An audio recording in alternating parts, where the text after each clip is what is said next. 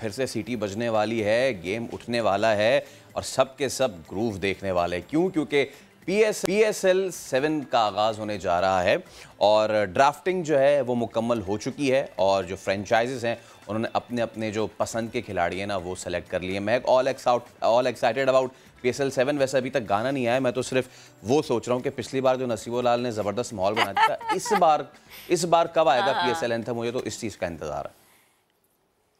और वो याद है आपको लास्ट टाइम जब वो ग्रूव मेरा वाला गाना बजता था ना, थोड़ी तनकीद भी होती थी, लेकिन खैर कोई नहीं, वो इतना बजा कि लोगों ने उसको एक्सेप्ट कर लिया।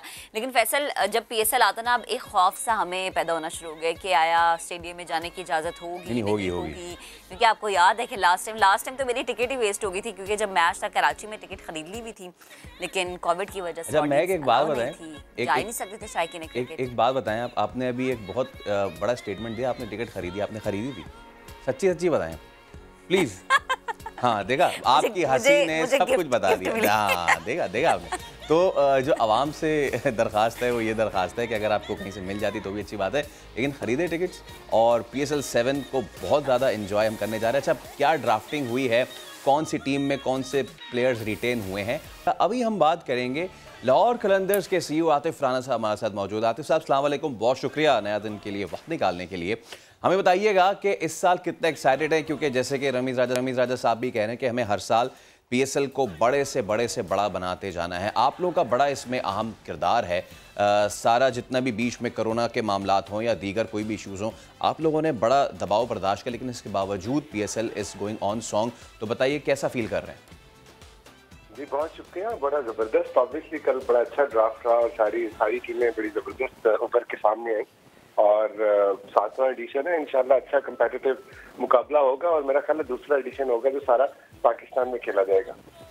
अच्छा आतिफ साहब, कलंदर्स को ये एजाज़ हासिल है कि उसके पिक किए हुए प्लेयर्स पाकिस्तान के लिए जाके इंटरनेशनल लेवल पे बड़ा ज़बरदस्त करते हैं, वो चाहे शाहीन शाह अफरीदी हों, हारिस रऊफ़ हों या फिर फ़खर जमान या फिर कोई और। तो इस हवाले से बताइएगा, क्या आप लोग मुख्तलिफ स्ट्रैटेजी लाते हैं कि ऐसे प्लेयर्स चूज़ करते हैं एमर्जिंग कैटेगरी में भी कि वो जाके इंटरनेशनल में बड़ा ज़बरदस्त परफॉर्म कर जाते हैं?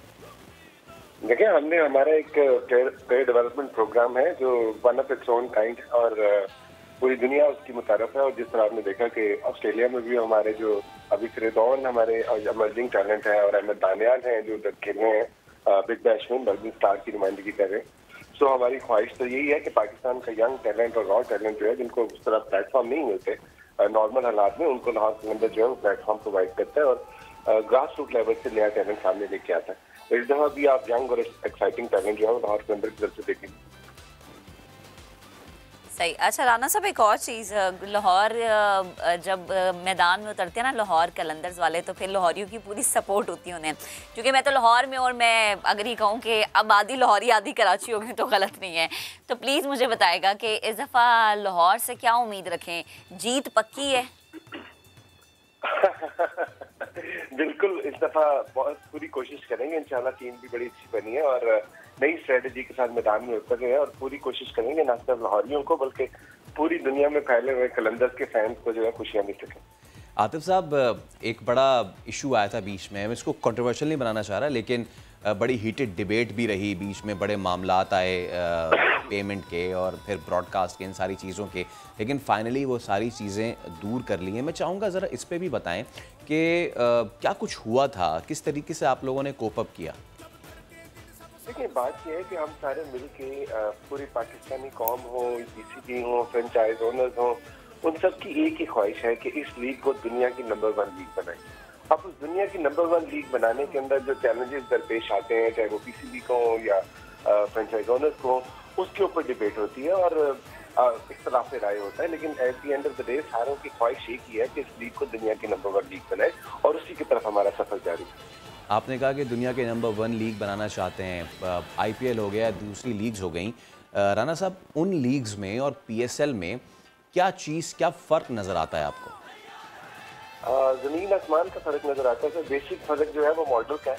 ऑब्वियसली IPL जो है वो हमारे से काफ़ी 10 गुना ज़्यादा बड़ी है because of economy of scale. उनकी जो इकोनॉमी है वो डिफरेंट है, बट जो बेसिक चीज़ है वो है आपकी जो लीग का मॉडल है।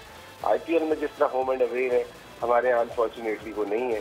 आईपीएल में जिस तरह वो स्टार वैल्यू जिस तरह की वो आती है, अनफॉर्चुनेटली हमारे यहाँ वो नहीं है। तो कोशिश यही है कि हम उसकी तरफ लेके चलें। आईपीएल में प्रोपेचिटी में टीमें हैं, हमारे यहाँ अनफॉर्चुनेटली नहीं है। तो उसी की तरफ कोशिश कर रहे हैं ताकि इस मॉडल को बेहतर करके उनको कम्पीट किया जा सके। सही, ठीक। अच्छा राना साहब, पर्सनली अगर मैं ये पूछूं कि पीएसएल की सबसे अच्छी चीज आपको लगती क्या है? की सबसे अच्छी चीज जो है वो पाकिस्तान का रॉ टैलेंट है, यंग टैलेंट है। जिस तरह आप देखें कि जो यूएसपी है उसका, आईपीएल का यूनिक सेलिंग पॉइंट जो है वो उनका ग्लैमर है, और पाकिस्तान सुपर लीग का जो यूनिक सेलिंग पॉइंट है वो यंग रॉ टैलेंट है। आप देखेंगे हर टीम के पास 3-4 ऐसे 140 प्लस वाले फास्ट बॉलर हैं, और जो कम्पिटिटिव क्रिकेट है वो बहुत ज्यादा है। आईपीएल में शायद इस तरह नहीं है, क्रिकेट के पॉइंट ऑफ व्यू से बात करें, जो कि पीएसएल के अंदर है। पीएसएल में आपको बड़े तगड़े मुकाबले देखने को मिलते हैं, बड़ी बैलेंस टीम होती है। तो ये जो क्रिकेट पॉइंट ऑफ व्यू से मेरा ख्याल है कि पीएसएल जो है वो थोड़ी बेहतर है। Okay, thank you so much Atif Rana साहब, बेस्ट ऑफ लक आपको भी, बड़े राना साहब को भी, कलंदर्स को भी, और किंग्स को भी, और ग्लैडिएटर्स को भी, जल्मी को भी, और सुल्तान्स को भी, सबको, वो सब के जो हमारे इस ब्रांड को इंटरनेशनल जो है वो दुनिया के आगे पाकिस्तान का सॉफ्ट इमेज प्रेजेंट करने का एक बहाना बना रहे हैं।